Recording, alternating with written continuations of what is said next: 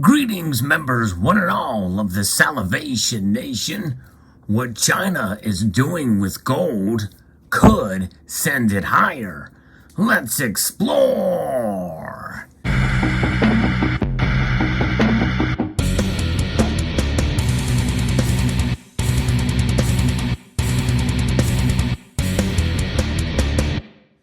Indeed, gold. It is the metal that you know that in the East, especially in China, it is highly coveted for cultural reasons. And I'm going to be referencing a report here from Reuters that says that China's July net gold imports via Hong Kong, which means that this is tracked gold coming into China, is at a 9-month high. And you think about what happened over the last 9 months, kind of where gold has been and where it has gone.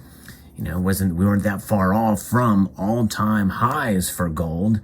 And I think we could reach that again, not necessarily solely based off of this information, but this could participate in a resurgence of gold's price. Now, it's not for sure that that will occur. It's anybody's guess, but I think it's a good guess, a good educated guess, that could contribute to a rising price of gold. Let's get into this article here from Reuters that talks about this and give you some of my thoughts. And I'm curious to see what your thoughts are as well as we get into this. If you enjoy videos like this, I hope you will consider pressing that thumbs up button and consider subscribing to the channel and sharing. China's net gold imports via Hong Kong jumped to a 9-month high in July, data showed, with banks snapping up bullion as Beijing works to revive an economy hit by a resurgence of COVID cases. Remember, they had pretty strict lockdowns in Shanghai recently. Net imports stood at 48.773 tons in July, compare with 40.563 tons in June.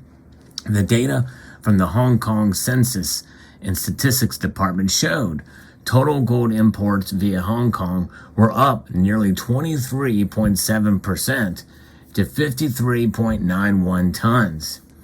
So the hefty re-export figures suggest that material had been shipped into Hong Kong from other countries previously and was waiting for import quotas to be allocated so that it could move onshore, according to StoneX analyst Ronna O'Connell.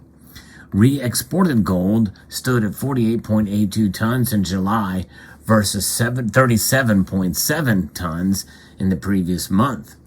And as you know, China is the world's top gold consumer. It is an integral part of their culture and their economy. They also produce a lot of gold as well.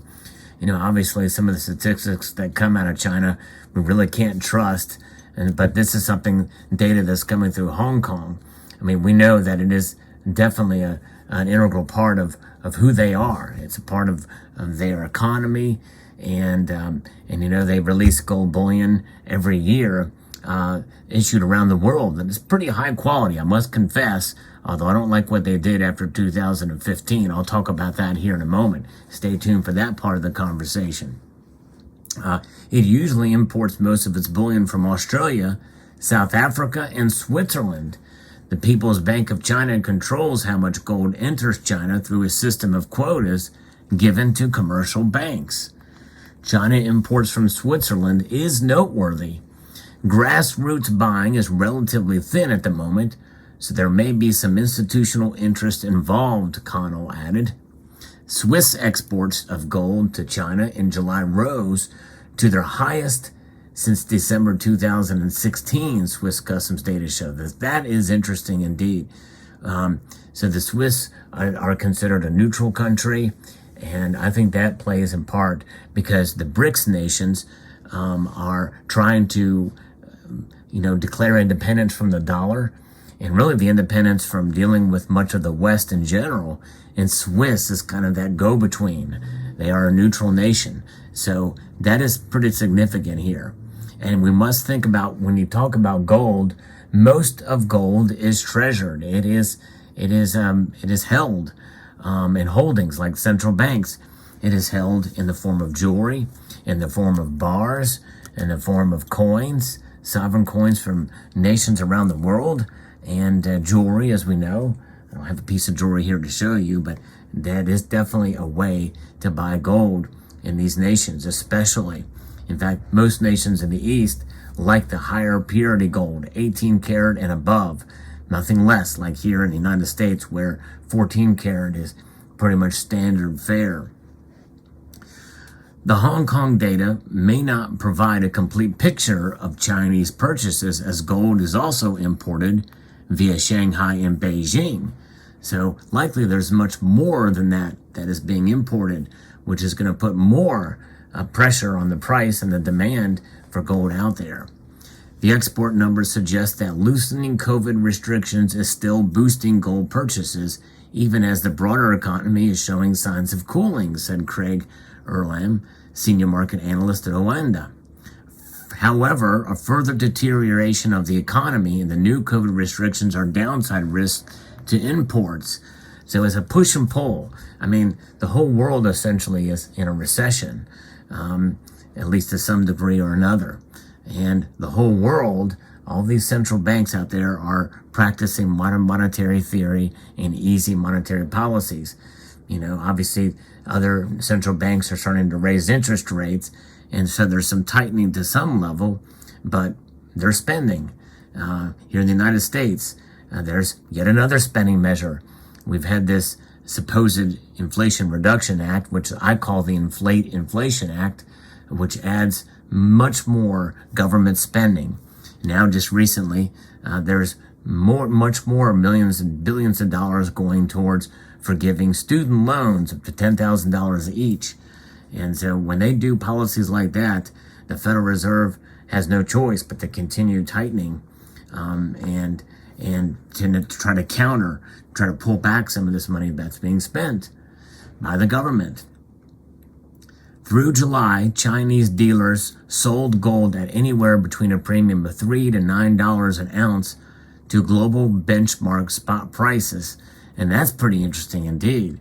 $3 to $9 an ounce above, that's the premium. Pretty small, but I guess that's kind of where things are on that wholesale market. Now, when you think about Chinese gold, and we think about China in general, as far as what they have done back starting in 2016, with 2015 being the switchover year to a degree. I'll explain that in a moment. But it used to be that China would release their gold bullion coins in blister packs like this because they have 4 different mints in China. And I don't know all of their names, but this is one, Shenzhen. You can see it on this package here. And this is a corner piece that has actually this little slip of paper on there, which is on each of the sheets. And this is obviously cut out from that sheet. So this is an original 1/4 ounce coin and with a unique slanted reeded edge.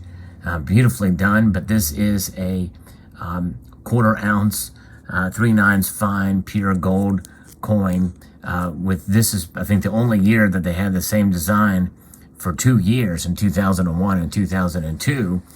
But very nice because this is a rimless design.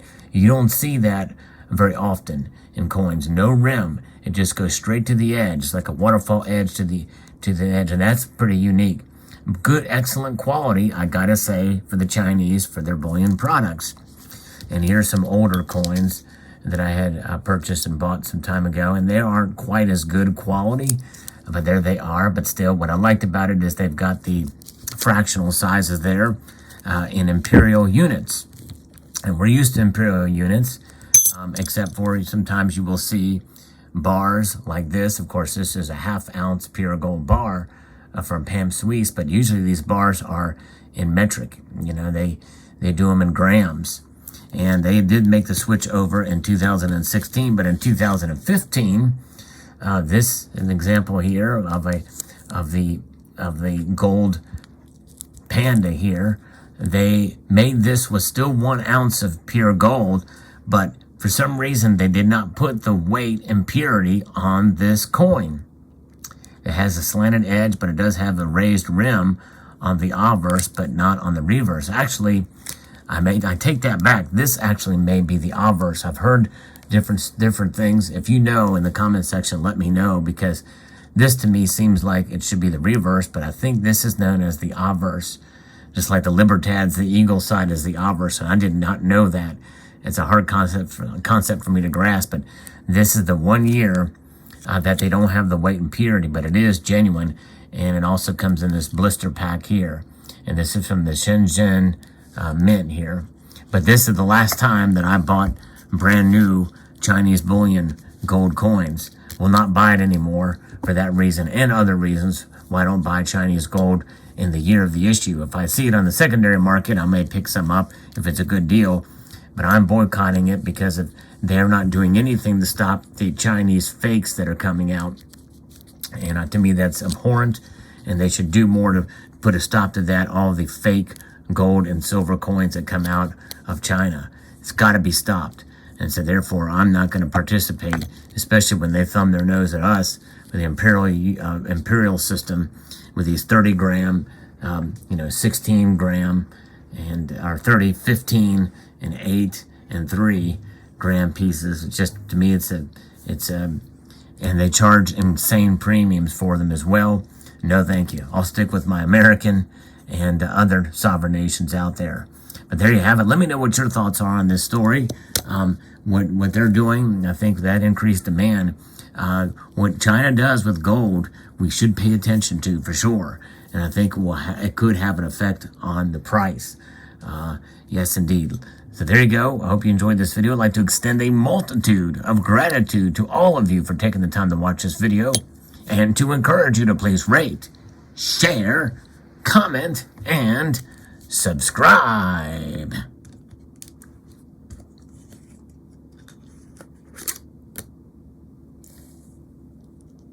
Surprise at the end. Put the year and the type of coin this is in the comment section below.